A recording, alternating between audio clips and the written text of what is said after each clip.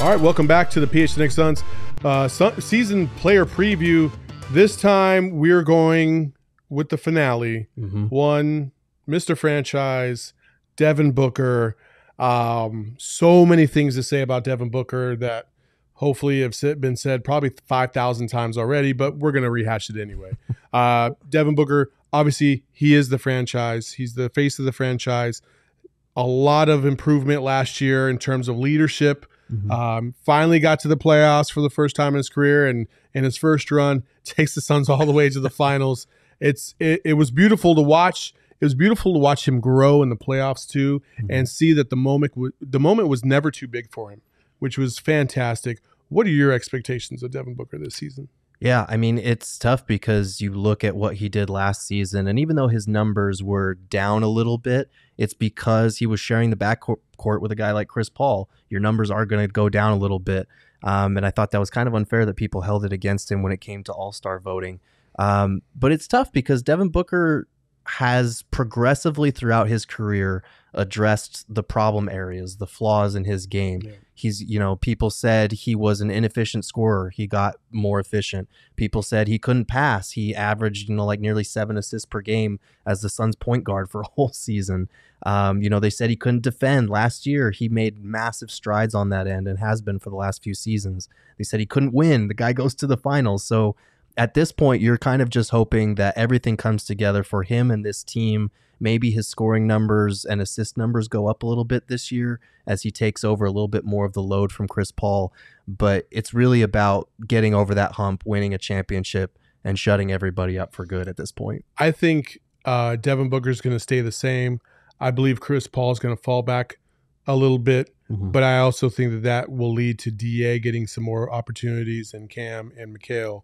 But I think Devin Booker will be the constant here. When we look at Devin Booker, we got to look at what you did last summer, Devin.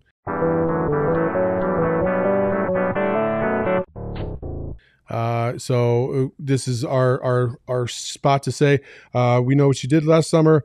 I'll look back at Book's crazy busy offseason. As soon as the finals ended, he and a couple of Milwaukee Bucks head over to Japan, to Tokyo to take part in the Olympics, obviously. Does he have any gas right now? I think he does. I think obviously it's a short off season and you're worried about that even without the Olympics run. And he played pretty significant minutes in the Olympics. He was guarding other teams' best players for stretches. He had more of a defensive focus than we've seen from him at any point in his career, I feel like. So he was probably a little gassed. And I think that's the reason, heading into training camp, he was so limited at the start. Part of that, obviously, the COVID test. But the Suns have done a good job of easing him back into the action. He only played in one preseason game, and he only played like 18 minutes in that game. So I think the Suns had like 17 points. Yeah, he did. I think the Suns are very cognizant of the fact that, look, Book loves to play basketball. He's not the type of guy that's going to take a couple of weeks off and be rusty when he comes back. So they're doing a good job of easing him back in. One thing that people don't realize is that these guys play basketball basically all year round. They're constantly working on their games. Now, yeah, they're not practicing every single day and going through the grind of an NBA season per se, but they go to the gym every single day. They lift, they work out, they love their craft. And I think when you love your craft the way you do, it doesn't feel like work. And I think when we talk about it, we're like, oh man, we do our jobs every single day. Now they're not physical like playing in an NBA basketball game, but like if you love your job, it doesn't feel like work. And I think Devin Booker takes on that Kobe persona and just being relentless in terms of trying to get to that next level, which is ultimately lead this team to a championship. Absolutely. Book is one of those guys. Monty says it all the time. He just loves to hoop. That's who he is. That's what he loves to do. It's all about ball. So I think, as long as his body doesn't break down and they manage his minutes and everybody else's, especially after a deep playoff run and a short off season, I think it'll be fine. We have a lot of lanes we can go down for our bold prediction. Boom, shakalaka! What is your bold prediction? Because I have a juicy one. Okay, I'm excited for yours. Mine is that Book will not only make the All-Star game by his own merit, but he'll earn all NBA honors and he'll be an MVP candidate this year. Okay. Well, maybe mine's not going to be as juicy, but this is my bold prediction. Devin Booker will be a starter in the All-Star game. Oh, a starter. He will be a starter in the All-Star game because I think Devin Booker will show everybody in the world how great of a shooter and scorer he really is, and add that playmaking to his repertoire, which he already started to last year, as you mentioned, 7 assists almost per game. I just feel like Chris Paul kind of, this was Devin Booker's team, but Chris Paul came on, and Chris Paul obviously like manifested into the leader, which is not a surprise. I think that reverts back to Booker this year, and Booker takes the reins a little bit more than he did a season ago and pushes his team to another level. And I'm excited because I want to see which is our next segment, what did he add to his game? What could he have possibly improved from last season to make him go another level? Right. And we should bear in mind it's tough to improve over, like a 2-month off season, especially when you spend most of it in Tokyo or in Beijing. But I think that the big thing that the Suns would want to see from Devin Booker is that 3-point shot. We remember back to his pre-draft days, he was basically a spot-up shooter for Kentucky, and that was kind of what he was billed as, this Klay Thompson-esque player that was going to run around screens and spread the floor. And obviously his game has developed way beyond that. But the 3-point shooting hasn't been as prolific as you would expect from someone whose shot is so beautiful like his is. He only shot 34% from 3 last year. He's only at 35% for his whole career. And he only has one season where he was above 38%. So it's one of those things where you're kind of waiting for these shots that look so pure to fall on a consistent basis. He had one play last year, and only one play in my recollection, that I was like, damn, that was like a Klay Thompson, Steph Curry, Damian Lillard type shot. And that was in Game 5 of the NBA Finals when they were storming back to try and get back into the game, and Booker hit that 3, that running 3 on the right side. That I was just like, damn, like there that is. And to your point, that is one of the things that I think he misses. Unlike those 3 other guys that I just mentioned, which will be the ones that he will have to overcome to be a starter in the All-Star game, those 3 guys have had flashes of unbelievable greatness that is undeniable. Devin Booker had the 70 in Boston. Outside of that, there hasn't really been that one viral moment of just him going crazy off on somebody. He's trash talked to Beverly and done him in and fouled him out, and that's juicy. But I'm talking about an insane hot that you're just like, man, there's no other dude. There's very few dudes that could have done what he did.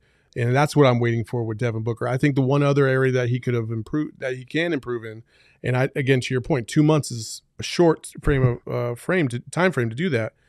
Physically, I think physically he needs just a little bit more explosion in effort to shake defenders and get away from them, because I feel like he's still learning that part of his craft, and that's where Kobe and him kind of differ a little bit. Kobe a little bit more of a lankier kind of player, able to get his shot off with just a little bit of separation, whereas Devin Booker can struggle from time to time when he has a very good defender, like we saw in Milwaukee during the regular season when Drew Holiday was trying to D him up at the end of the game, and lucky for them, PJ Tucker fouled him, and that was that. But he couldn't get separation from Drew, and so that kind of makes you wonder, physically, how gifted can he get to another level to be able to create that kind of separation. So yeah, no, I think that's fair. I think a little bit of strength and speed would help with that as well, because we saw, conference finals, Patrick Beverly gave him fits. We saw Matisse Thybulle in a game against the Sixers down the stretch give him a little bit of trouble until the very end. So that would be good for him to get a little bit stronger, a little bit quicker off the ball or on the ball, for some of those pesky guys that kind of get under his skin a little bit, especially with another deep playoff run in mind. For sure. Last thing, book it. What book best describes Devin Booker to you? Yeah, this is embarrassing as a journalism major to admit this, but never read this book, but Great Expectations. That's my pick. I think this is the season where, last year heading into the year, we thought like, if they make the playoffs, if they play a series or two, that would be fantastic for the Suns. That'd be a great year for them. They made it to the finals. So those expectations are raised across the board. We saw Devin Booker drop 40 points in like back-to-back finals games that they lost. So for him, it's all about, kind of those viral moments that you're talking about. Like he had 50 in like 3 straight games a couple of years ago, and the Suns lost all 3. So no one remembered that. What we want to see from Book is that same type of explosion in wins on really good Suns teams. We've seen Devin Booker put up big numbers on losing teams. We've seen his numbers take a slight hit on winning teams. Now let's merge those two things and let's win a title. For sure. Mine would be 3 Blind Mice. Because Devin, leave the fucking refs alone, man. Leave them alone. Who cares about them? Just play your game. Do what you got to do. Don't let them take you out. There was a couple times in the playoffs where it looked like the refs started getting under his skin. You got to just let that go. I think if he lets that go and he's a little bit more, I would say, professional instead of standoffish with the refs, he will curry more favor with calls down the stretch of key and important games. I think that's kind of where Chris Paul kind of gets into that and could help him out in that regard. Because Devin, Devin definitely is in Armani mode or Mamba mentality the entire game. And it's just so serious and so staunch on certain things. And I think from time to time, you just got to let the refs know, hey, I'm not trying to be rude. That was a bullshit call. Yeah. There's a tactful way to go about this. And so I think that's why I would say 3 Blind Mice. Okay. Because refs often are 3 blind mice out there. I can see it. And Chris Paul can help as long as it's not Scott Foster. That's a whole nother ball game. That is the end of our season preview series with every Sun player and probably some you didn't even think existed. With Gerald, myself, Lindsay, and Espo. Thank you all for this tremendous output of video series for you guys. Thank you for subscribing to PHNX Suns, and we'll see you to begin the season.